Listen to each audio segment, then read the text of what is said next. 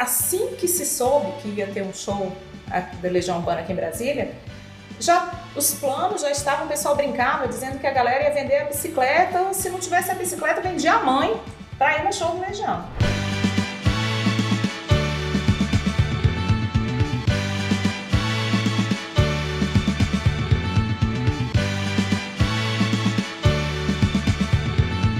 Olá, sejam bem-vindos ao programa O Dia que Brasília Parou, videocast produzido pelo Metrópolis para comemorar os 62 anos de fundação da nossa capital. Meu nome é João Carlos Amador, sou um apaixonado por histórias da cidade e venho aqui sempre com dois convidados para contar sua experiência pessoal nesses dias emblemáticos que marcaram a história da nossa cidade.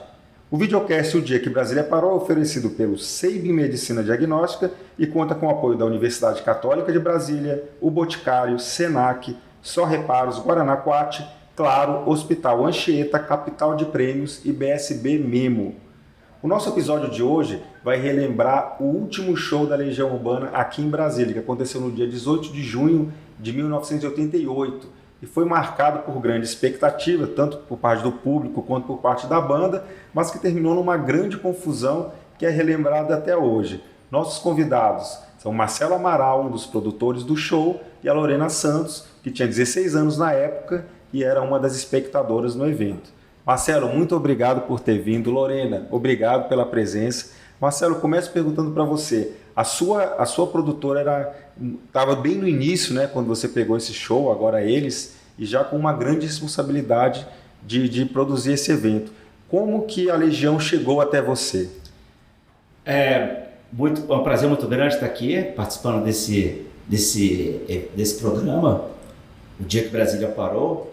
E com certeza, dia 18 de junho de 88, aconteceu um fato muito bacana. Na minha vida marcou também. Parou, marcou a minha vida. Daqui para frente as coisas aconteceram diferente. Todos os produtores do Brasil queriam estar produzindo Legião Urbana. E aí eu tinha um sócio, na época era Fernando Artigas, que era muito amigo do Renato, junto com o Rodrigo Amaral e Carlos Peleja. Convenceu o Renato de que deveria ser feito com uma produtora local, seria mais simpático, a banda nasceu em Brasília, então...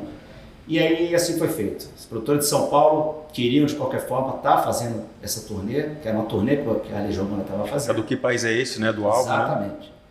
E aí fomos para o Rio de Janeiro assinar um contrato que nunca apareceu, nunca existiu, né? Nunca existiu um evento dessa magnitude sem contrato. Era o estilo do empresário dele na época e foi tocando em cima de exigências, né? E algumas coisas não deram certo. Inicialmente, você começar na primeira conversa, houve um entendimento de que o show era o Nilson Nelson. E assim foi contratado o som, que era a responsabilidade da banda, e o som, quando chegou aqui em Brasília, o dono da empresa do som achou que era no Nilson Nelson, o show era no Mané Garrincha. Então, e como resolver essa questão, sendo que o Mané Garrincha é bem maior que o Nilson Nelson? O Marconi, que é dono de uma empresa de sonorização aqui em Brasília, deu total apoio, porque não tinha tempo hábil desse caminhão chegar, que vinha tudo através de caminhão. Então foi resolvido de uma forma improvisada. Assim, improvisada, mas que deu sorte que o Marconi era um profissional capacitado na época também para fazer o show. Então, talvez não precisasse vir de São Paulo, mas era uma exigência da banda, a gente teve que cumprir. Dentre as outras exigências, eu entendo que não tinha nada assim fora do normal, não. Já tinha para trazer eles, para levar. E o resto a gente foi, né, cumprindo todas as exigências, mas realmente foi um dia que Brasília parou e a coisa começou logo cedo, né, bem cedo. Né? A gente já tinha notícias de que vários ônibus haviam sido depedrados em Ceilândia e Taguatinga, ou seja, a expectativa gerou... Isso muito antes do show começar, né? Foi de manhã cedo, já tínhamos notícias de que estava tendo confusão, né? E a grande sorte da produtora, quando você falou da produtora nova, né? A grande sorte foi quando eu tive a reunião da Defesa Civil, que você é obrigado a relatar a expectativa de público, né? Sim. Eu falei que tinham 100 mil pessoas. Houve uma certa ironia na época, porque você não tinha um show desse tamanho na cidade. E para minha sorte, essa carta foi protocolada. Então a responsabilidade da expectativa de de fornecer segurança até para esse público, né? Eles deveriam. Aquilo salvou a produtora de uma responsabilidade civil ali, de qualquer tipo de problema que pudesse acontecer, né? Eu avisei que ia ter gente, eu solicitei o amparo da polícia, que infelizmente chegou um pouco atrasada. Sim. A polícia, quando chegou no show, já tinha 20 mil pessoas lá de fora do show. Eu tinha minha segurança privada dentro do Mané Garrincha, a polícia era responsável fora. E a cavalaria, para poder tomar posse das entradas e botar ordem, aí começou já o tumulto. Né? Pois é, há muitos relatos disso, né? Da cavalaria já chegando ali com alguma truculência. Aí agora vem minha pergunta para a Lorena. Lorena, você tinha 16 anos só naquela época, né? Você costumava ir a muitos shows de rock aqui em Brasília, que era a época áurea do rock Brasília. Né? Uhum. Então, João, eu estou achando muito legal estar aqui com o Marcelo também, ouvindo, né, esse outro lado que a gente não conhece, né, aprendendo aqui sobre como foram o backstage, né, dessa questão, e estar aqui com vocês. Eu ia em tudo. Eu tinha 16 anos e naquela época meus pais tinham uns amigos que trabalhavam no DEFEC e era comum, né, você ter aquela coisa de ingresso para promoção, então passava ali para, eu acho, né, umas autoridades, os convidados, jornalistas e tal, e quando sobrava eles ligavam pra gente e ofereciam para a família. Que normalmente era eu e minha irmã. Então, assim, nessa época, em 88, eu acho que eu fui em quase todos os shows que tiveram em Brasília. Do Paralamas, que vinha aqui 3, 4 vezes por ano. Titãs, Legião. E, inclusive, foi assim que eu ganhei, na verdade, o ingresso para Legião Urbana. A gente ganhou 2 ingressos. Às vezes a gente ganhava um a mais, chamava um amigo e tudo. Dessa vez eram 2, um para mim e para minha irmã. Minha irmã queria ir na pista, desprezou ali os ingressos. Eu, que sempre fui muito taurina, falei, vou pegar aqui o meu ingresso, mais tranquilo, né, vou ficar na cadeirinha confortável, ainda levo uma amiga. Eu falei, não precisa não, pode deixar que eu fico aqui. E fui pra cadeira. E foi assim que eu fui pro show do Legião. E você já era fã da banda mesmo? Era. Muito. Todo mundo era, né? Todo acho mundo, que, né? 88 estava no auge. 88, acho que qualquer adolescente dos anos 80, né? Posso estar exagerando aqui, né? Tem algum estranho aí que não fosse. Mas, ainda mais aqui em Brasília. Mas aqui em Brasília todo mundo era. A gente, naquela época, eu acho que assim que se soube que ia ter um show da Legião Urbana aqui em Brasília, os planos já estavam, o pessoal brincava, dizendo que a galera ia vender a bicicleta, se não tivesse a bicicleta, vendia a mãe para ir no show do Legião. Então a gente estava esperando um ídolo mesmo, né? Então tinha grandes expectativas, meses esperando, e o pessoal, né? Todo mundo ia. E aí eu ganhei esse ingresso, segurei meu ingressinho, fui lá com a minha amiga aos meus 16 anos. E a gente chegou lá muito animado, esperando assim 3 horas de show. Né? A gente chegou. E já chegou, né, como o Marcelo falou, essa coisa assim, a gente já chegou, estava super lotado do lado de fora, e então eu fiquei mais de testemunha ocular da confusão do que no meio da confusão por conta dessa minha precaução de ir na minha cadeirinha lá garantida. Você chegou a ver essa confusão anterior ainda? Eu vi algumas coisas, por exemplo, essa coisa dos cavalos, né? Então a gente de longe já entrando, se encaminhando, eu vi o pessoal chegando, né, com os cavalos, e eu cheguei a ver cavalo empinando, né? Eles vinham em cima do pessoal na entrada, e aí era muita gente, então assim, cavalo empinando, às vezes pisando nas pessoas, né? Nos garotos, entendeu? Garoto, né? Sim. E aí na entrada foi assim, a gente foi entrando, eu falei assim, bom, né? Eu com 16, tudo ali era novidade, né? Vai ver que é assim mesmo, Deve ser assim todo show, né? Embora a gente estivesse, né, ali agora lá dentro o negócio começou a ficar diferente. Eu acho que foi muito diferente com a atitude do Renato Russo no palco, né? Porque eu, assim, do alto ali dos meus 16 anos, eu falei, poxa, esse cara já chegou mal-humorado aqui, né? Já chegou, e aí foi entre uma música e outra, era sempre uma cutucada na cidade. O verão também, infelizmente, era uma época, era 18 de junho, a época de São João, né? Uhum. E num show como esse, talvez tenha passado batido, houve uma invasão, um portão principal, ele foi derrubado, ele estava vendo, né, fiscalização de todas as pessoas, né? Pode ser que tenha entrado, né? Nesse momento, onde talvez tenha entrado ali 2, 3 mil pessoas sem ter sido visto se estava levando alguma coisa. E não tinha uma revista, né? Totalmente assim, muito propriamente. Porque teve uma bomba, jogaram também o morteiro no palco, quer dizer, a pessoa que vai para um show, né? Está disposto já a enviar um morteiro para o palco. E aí, nesse momento, o Renato já ficou incomodado, né? E aí, na sequência, houve uma briga em frente ao palco, a segurança, ele parou o show. Parou. E aí, as palavras históricas aí, né? Na memória de todos, ele mandou o segurança parar, né? Para o show. E aí, já ficou esse clima tenso, né? Eu acho que o amor pela Legião Urbana de todos que estavam ali, entendeu? Era acima de tudo. O Renato tinha o poder naquele momento de pedir, gente, e aí as coisas não aconteceram como a Lorena queria que acontecesse. De jeito nenhum. As 3 horas de show, que eu acho um pouco até demais, mas tudo bem. Não, mas quer mandar uma menina de 16 anos, né? Se ele pudesse ver ficar tudo, né? Quer ver todos os discos, saúde, né? A saúde em 3 horas no rock and roll. E sem lembrar também não teve uma banda de abertura, quer dizer, poderia ter tido uma atuação para poder... como eles vieram de Brasília, na época eles não queriam nada de banda de abertura. É eles que não quiseram a banda.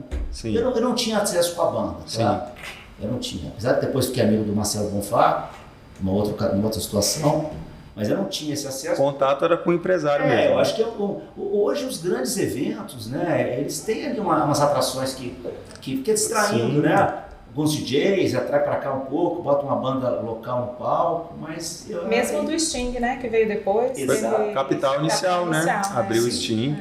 Mas é uma questão, aí é uma questão que já veio de produtor, da gravadora, eu acho que faltou, mas essa é uma questão que o produtor local, de todos os shows que agora eles fez na época, foram dezenas de shows, eu sempre recebia pedidos de banda para poder fazer a abertura. Eu sugeria, eu mandava demo, mandava fita cassete, mas não era a gente que decidia. A decisão, exatamente, era do empresário e da banda. Tinha a ver com todo o histórico da banda principal, com quem vai tocar, o público também tinha que estar ali aderente ao estilo de música, senão poderia gerar um certo... Eu não vim para isso. Sim.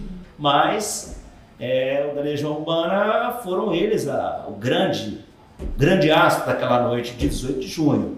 Né? E aí, nesse momento que a Lorena, infelizmente, com 50 e poucos minutos, né, houve uma pessoa que estava no palco com um cadeirante e ele resolveu, né, dar um abraço. Por trás do Renato. Né? E eu acho que aí ele passou dos limites. Nesse momento, o Renato teve que reagir com 3 microfonadas. E na sequência, ele saiu do palco, assustado. Eu acho que todos ficariam assustados naquela situação, né? Mas ele ainda voltou, né? Ele não voltou. Não, foi esse que ele já não voltou. E aí foi aquela a gente estava conversando antes aqui. Foi nessa hora que ele não voltou mais? Ele não voltou mais, a cena que aparece ele atrás, né? Ali, exatamente ali. Ele tinha uma segurança privada dele. Ele pegou. E realmente, imagina alguém tocando ali, vulnerável, né, cantando, aí, não sabe o que vai acontecer ali por trás dele, né? Imagina alguém. Não sabe. E nesse momento, é um momento que eu particularmente vivi, foi quando eles foram para o camarim e o empresário queria ir embora com os carros. Eu falei, calma, Rafael, vamos tentar. São lá 70, 50, 80 mil pessoas aqui. Eu acho que se ele voltar e pedir para as pessoas assistirem mais 20 minutos de show, terminar esse horário aí que era padrão, né, 1h30 de shows, eu acho que, né, por respeito ali às pessoas que estavam lá, os fãs. E até pensando no que aconteceu, eu acho grande confusão. Um pouco do empresário de tentar convencer a banda de que era importante aquele retorno. Entendeu? Uma conversa, o Renato era idolatrado por todos, amado por todos, ainda até hoje, esse amor pela Legião Urbana. Tenho certeza que nesse momento o empresário é a pessoa que está ali tentando manter o equilíbrio de tudo, né? Sim, e eles ainda ficaram um tempo lá, né? Ficaram, porque não tinha nem como sair naquele momento. Exatamente. E eu fiz de tudo para poder fazer com que eles voltassem para tocar. A importância, não teve jeito.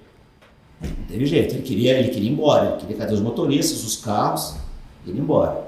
Né?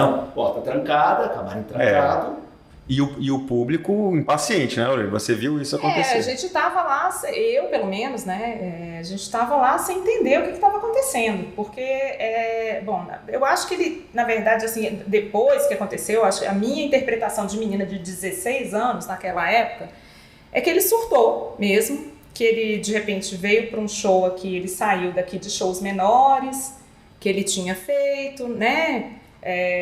Levado bolinha, né? A galera era acostumada a levar, né? A galera disse que ele levava bolinha de papel, né? no jogo de cena, ali no teatro, nos shows no Teatro Garagem, a galera jogava bolinha. Acho que ele, sei lá, voltou pro passado ali e ficou, né? Porque ele já chegou com essa coisa. Ele falava assim, coisas do tipo assim: Brasília é uma cidade muito estranha. Brasília, ele tinha umas coisas ali que eu tava ali na cabeça dele. Era uma relação de amor e ódio com Brasília naquele momento, tinha, né? E chamou a galera disse que todo mundo era... Então, você vê, vai uma juventude inteira ali, né? Muita gente... Ele devia ter o quê? Eu acho que eu tinha uns 16, ele pra gente era um adulto, meio que assim, né? Sim. Ele tinha uns 30, 28, não sei quantos anos Renato Russo tinha ali. Sei que ele chegou ali falando que Brasília é uma cidade muito estranha, aí começou a falar dessa coisa de droga, que era o polo de droga, e a galera idolatrava tanto ele. Você vê, hoje em dia, se você for ver a fala dele, você vê que tinha uma ironia ali, um sarcasmo, que eu acho que uma turma não estava nem pegando. Não. E debochando, né, um pouco ali e aí era uma multidão. Você não debocha de uma multidão. Esses detalhes que a Lorena falou da questão, né? De comprar o ingresso para a cadeira, que ela ficou mais tranquila, enquanto que outras pessoas preferiram a cadeira de pista. A pista tinha sido esgotada e houveram vários incidentes das pessoas que estavam na cadeira e pularam. Hoje em dia, os estádios de futebol, você vê que não tem distância entre o público e a grama de futebol. Naquela época existia uma pista de atletismo e tinha um fosso enorme. Né? E era bem comum as pessoas pularem isso nos shows aí, né? Muita gente caiu naquele fosso. Quebrava a perna, quebrava o braço. Houve um incidente, talvez o único processo que a produtora levou foi de uma pessoa que quebrou a perna e na hora do depoimento ela mesmo disse que quebrou pulando da cadeira para a pista, ou seja, ela comprou o ingresso para ir na cadeira e quer ir para a pista. Para a pista, ainda processa a produtora. Sim, né, houveram. Aí você pergunta o que aconteceu de quebradeira no estádio, né? O estádio, o DEFER, né? O DEFER era palco de várias federações de esporte ali. Consequentemente, você tinha ali sede de vários Sala dos troféus, né? Exatamente. Essas foram invadidas. Sim. Né? Quebraram as cadeiras de plástico, ou seja, tudo teoricamente, o estádio de futebol já é feito é concreto e poucos plásticos, né? Sim. É uma coisa que não tem assim detalhes. Tem muito o que quebrar. Entrar nessas salas de ferro. E também tinha proteção, né? A proteção da grama. Você chegou a ver isso, o pessoal arrancando? Exatamente. O que a gente, né? Depois, assim, o que a história... o que eu vi foi gente, assim, isso que o Marcelo falou, de gente pulando. E eu não sei, do lado do meu olhar, eu acho que veio gente até da arquibancada. Porque descia gente, aparecia gente na cadeira de algum lugar, não sei como é que aquele povo fazia, depois eu vi eles pulando depois pro fosso, vi gente andando, tinha uns blocos de concreto, assim, aí me lembro que eu vi uma menina pulando de um bloco pro outro, eu tava lá olhando ela pulando de um bloco pro outro, quando eu vi ela, pá, meu Deus, de cara caiu de cara. Eu falei, gente, essa menina se arrebentou, né? Esse assunto, acho que tava tão doido, esse assunto que até tem uma foto muito bacana aqui, que daqui a pouco vai passar, que momentos antes da produção, que foi a exigência que o DEFER fez de colocar como é que a gente protege o gramado de futebol. Você não tinha na época, como você tem hoje, empresas que alugam aquele piso que você coloca em cima da grama, né? E a gente, na época, alguém deu uma ideia de um feltro chamado bidim, colocado embaixo de camadas de asfalto. A gente teve que comprar isso nas pressas, né? E foi colocado, tem algumas fotos aí que aparece o chão brilhando, que é exatamente a colocação desses rolos, que na minha pouco que eu entendo de proteção de grama não adiantou muita coisa, Adiantou talvez depois deles pegaram esse E sorte que arrancaram, não fogo, né? arrancaram e Tocaram também, né? Tocaram fogo, né? Teve uma turma que colocou fogo, né? Também, né? Teve uma turma que... E tinha gente que pegou isso para se proteger do frio. Teve isso ali. 18 de junho em Brasília fazia muito frio. As pessoas se enrolando. Tem fotos disso, imagem. Se enrolando com proteção. Agora eu acho assim que ali, para mim, a coisa-chave foi a imaturidade mesmo. Renato Russo é um gênio, né? É um poeta, é um músico super importante, né? Para a nossa geração e para Brasília, para o Brasil todo. Mas ele não tinha nenhuma inteligência emocional e muito menos para voltar para Brasília para um show gigantesco desses. Então ele veio ofendendo de pouquinho em pouquinho. Ele chamou a galera olhou e falou assim que era um monte de playboy, algo do gênero. Assim, eles tinham a vida ganha. Uma vez eu vi uma entrevista do Renato sobre isso. Precisava deles. Ele falava exatamente isso, que ele estava um pouco magoado com Brasília, porque no início da banda pouca gente acreditava na Legião, recebeu muitos não, os portas na cara. E quando ele voltou no auge, nesse show, ele pirou. As mesmas pessoas que rejeitavam ele estavam ali idolatrando. Então eu acho que foi um sentimento meio ambíguo dele, né? É uma raiva da cidade. Exatamente. Eu acho que é racional. Ele é uma estrela. Exatamente, ele exteriorizou aquilo que não deveria. Hoje, da nossa geração. Eu tenho filhos, acho que quem você liga uma rádio. Até hoje, Legião é sucesso. As minhas filhas conhecem. Minha filha tem 16 anos, a mais velha, e ela tem a minha idade. Essas coisas vocês me fizeram. Parêntese, você deixaria sua filha ir num show, que ela tem a sua idade nesse show assim? Ela pode ir em shows hoje em dia? Nunca foi. Por quê? Porque teve a pandemia, né? Então quando a pandemia começou, ela fez 15 anos. Sim. Mas eu já estava pensando assim, poxa, e tinha umas amigas dela que já estão indo, né? O pessoal vai mais cedo hoje, assim, até do que, sei lá, ou eu fui muito em show nessa idade. Eu acho que dá pra ir, eu acho que... Hoje é bem mais seguro também. Né? Tem segurança, eu acho que tem coisas melhores e piores hoje, assim. Mas eu acho que a gente cria os filhos daquela coisa bem de gente velha, né? Pro mundo. É verdade, é verdade. e assim, você tem que, né? Eu acho que o meu plano, antes da pandemia vir, era que ia ter 30 anos de Skank e ia ter e eu falei assim, ela adora. E eu falei, primeiro show, a gente vai junto nesses 30 anos de Skank. Aí veio 2020, e aí ficamos todos trancafiados no bunker. Mas vai sim, vai, porque... E eu tava pensando nisso essa semana, né? Eu falei, eu tinha idade dela quando eu fui nesse show. As coisas estão mudando muito. Vai ter o Lulu Santos agora, em 1º de abril, dentro do centro de convenções, ou seja... né? Pessoal sentado. Marisa Monte, meu irmão Rodrigo, continua fazendo shows, está fazendo a Marisa Monte aqui no Maria Garrincha. É um show também, Marisa Monte, que só fazia shows em teatros, né? Hoje está com um modelo de show muito bacana, que é o Nilson Nelson, parte do Nilson Nelson, né?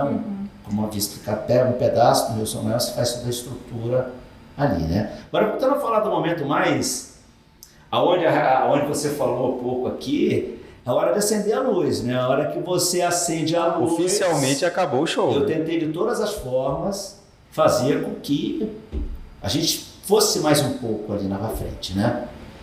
E aí a hora que o momento, porque ficou muito escuro, as pessoas já estavam ficando nervosas e estava a escuridão, a polícia militar já tinha um chefe do comando lá exigindo que acendesse as luzes.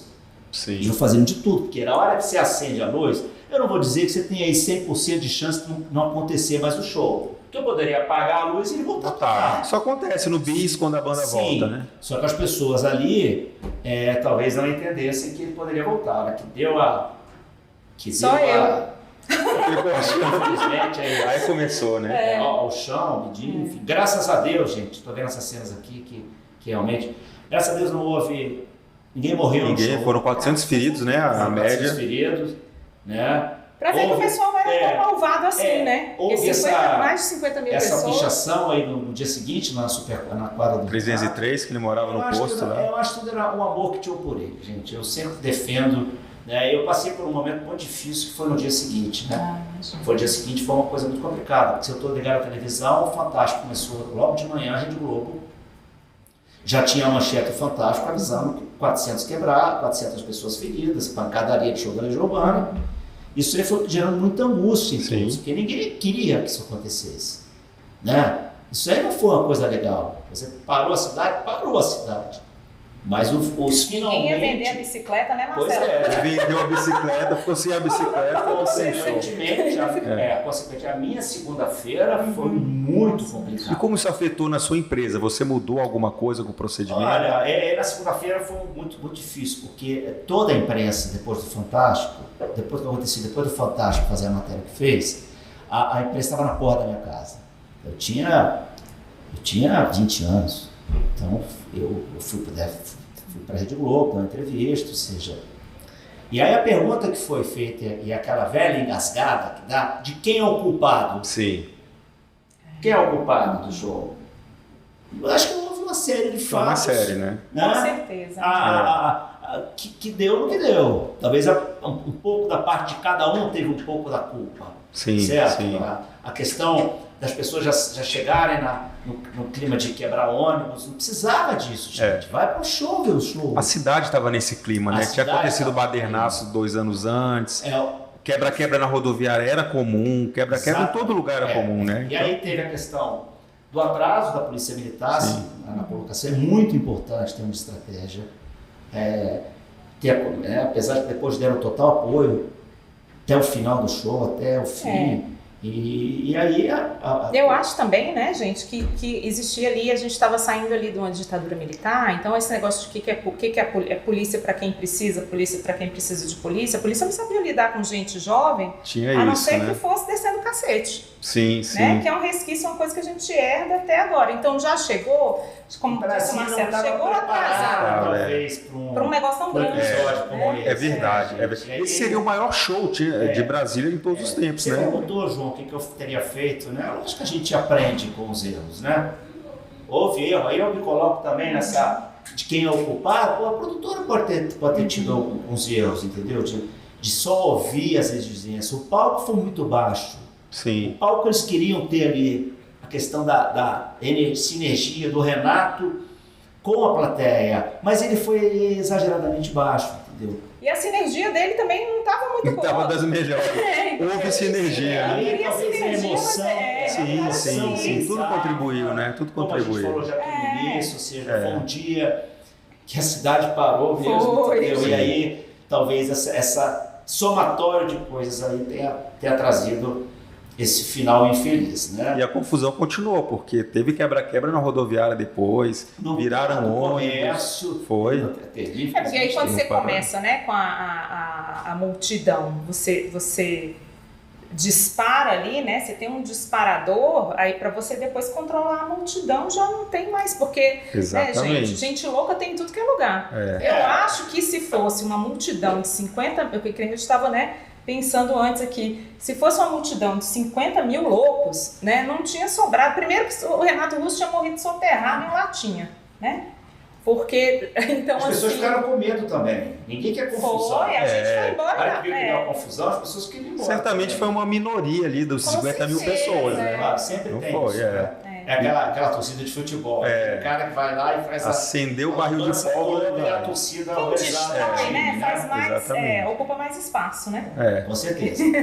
E aí, a partir quando você falou, terminei conforme combinado, apesar do contrato não existir, ou seja, pagando todas a parte do cachê que era destinado à Legião Urbana. Isso aí é uma coisa que, para o início da minha vida de produtor, da minha produtora, da Agora Eles, eu acho que seria importante. Ali houve várias matérias a nível nacional criticando a produtora, por que não foi Ciclano, não foi Beltrano, não interessa. Foi Agora Eles que fez e ponto. Que a gente vai cumprir o que foi pedido, o acordo, né? Fizemos todos os pagamentos certinho, tudo que foi. E, evidentemente, a gente gostaria de fazer o outro show. A gente sempre tentou fazer com que ele voltasse para Brasília. Ele mesmo queria, né? O Renato manifestou a volta, vocês, né? O que eu Você fiz, iria né? no show, Lorena, se o Legião voltasse? Não, vou contar. Eu fiquei magoadíssima. Vou dizer o que eu fiz. Eu sou rancorosa. Depois desse show, né? Eu falei assim, eu continuei amando as músicas, amando a banda, né? Mas eu, dos meus 16 anos até a morte do Renato Russo, eu falei, eu não dou um tostão mais pra esse Renato Russo. O tanto que você não magoa um adolescente daquele jeito. E aí eu falei assim, hoje você vê, você falando engraçado, né? Mas enquanto Renato Russo estava vivo, eu não comprei um disco, eu ouvia nas rádios, mas eu falei, a depender de mim, ele morre de fome.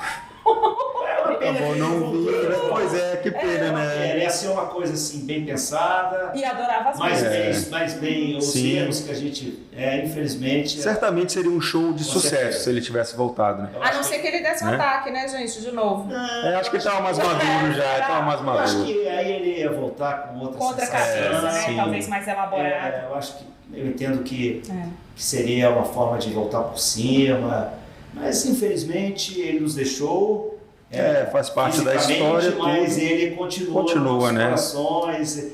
A dona Carminha, que eu tenho um grande carinho por ela, mãe do Renato. Sim. O Juliano Manfredini também, que, enfim, queria aproveitar aqui e mandar um abraço a todos aqui, que eu só tenho a agradecer por ter acontecido na minha vida esse show da Legião Urbana, novamente com outro final, Silvio Soares, mas rock and roll, né? Assim, né? Faz parte do rock. Eu acho que o que ficou foi uma história, né? Que repercute até hoje, contar, né? Sim, tanto que a gente está aqui falando sobre isso. E agora eles são produtoras super legais, né? Quantas coisas eu não já muitos, né? Na cidade. E na época onde você... eu colocava a produtora, realização, agora eles E ficava marcado na mente, Hoje em dia, enfim, eu acho que talvez não precise você estar ali, né? Mas, por mais que tenha outras produtoras muito bacanas na cidade hoje, que as pessoas também estão comprando. Quem está produzindo, né? É fulano, é ciclano, é R2, é a fã. Então, vira referência. Você é referência para o bem ou para o mal. Sim. Tem pessoas que gostam. Na época, agora eles tinham essa referência muito boa. Foi uma referência muito importante. E a gente também pegou esse momento do rock and roll nacional, das bandas de Brasília, do próprio rock and roll nacional também. A gente fez questão, tinha a Boate Zoom, né? Boate Zoom, lá no Gilberto Salomão. Que é ali que as coisas aconteciam. Dei muito dinheiro para agora eles. Deu? Não te deu sim. Não, tem várias coisas. A Zoom não tinha ingresso. Gente, o nome do programa é O Dia que Brasília Parou. Então, eu queria pedir que vocês falassem algum dia que Brasília parou para vocês, não necessariamente relacionado a esse nosso tema de agora. Pode ser qualquer coisa. Marcelo? Olha, Brasília parou para mim, eu fui administrador do Lago Sul. Durante os 4 anos da minha administração, eu acompanhei a inauguração da terceira ponte. Foi uma coisa assim que eu ficava todos os dias, eu tinha um escritório dentro da obra, entendeu? Eu ficava todo dia olhando aquela evolução. Eu acho que quando a terceira ponte JK inaugurou, eu tive uma realização muito grande, entendeu? Foi assim uma coisa que muito bacana para mim. E foi um evento bem bonito mesmo, bem bacana. Foi. Lorena? Eu acho que Brasília parou para mim muitas vezes, mas eu fui pensando aqui em várias, e eu acho que Brasília parou para mim na primeira posse do Lula, porque foi uma festa enorme na Esplanada e um momento de muita esperança, né? Eu acho que não tinha esse clima que a gente tem agora de guerra. Né? Tava todo mundo reunido ali para um objetivo. Era com esperança, né? de um país melhor. Então eu acho que ali, aquela multidão, aquela coisa que não acontece mais, presidente, né, naquela posse lá de carro aberto, né, junto das pessoas, aquilo ali foi dentre as outras milhões de coisas aí, andar embaixo da bandeira nacional, né? Sei lá, 21 anos de Brasília, pintar no chão, todas as coisas que acontecem muita coisa, né? Aqui. Eu acho que esse foi um momento, assim, de ver uma multidão junta e com muita esperança.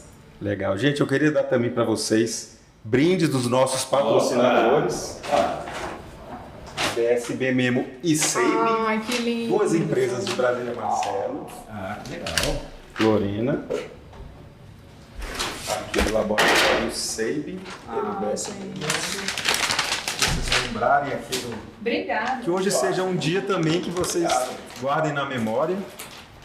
Outro dia que Brasília parou, Outro dia que Brasília parou e a gente relembrando todo esse momento. Muito obrigada. Pessoal, vou chamar aqui também um vídeo que enviaram pra gente de duas pessoas que contaram um dia que Brasília parou para elas.